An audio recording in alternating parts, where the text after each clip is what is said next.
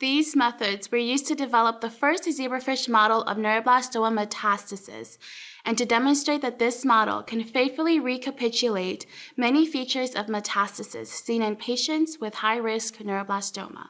The main advantage of this metastatic zebrafish model is the real-time in vivo imaging of tumor dissemination to better understand when and possibly how metastasis occurs.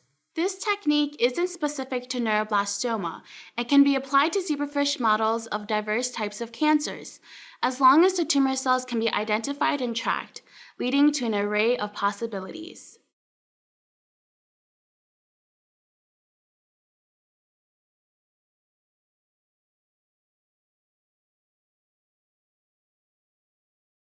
To begin, develop a heterozygous transgenic fish line overexpressing both MYCN and LMO1 by interbreeding MYCN and LMO1 transgenic lines.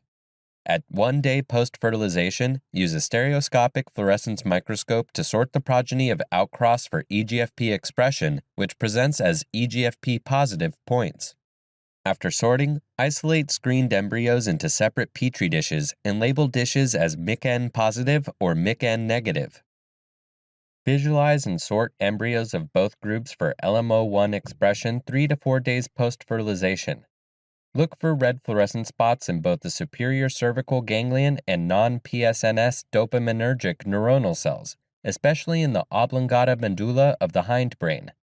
Perform the screening before embryos reach 5 days post-fertilization. Then, isolate sorted fish into 4 groups of different genotypes and label as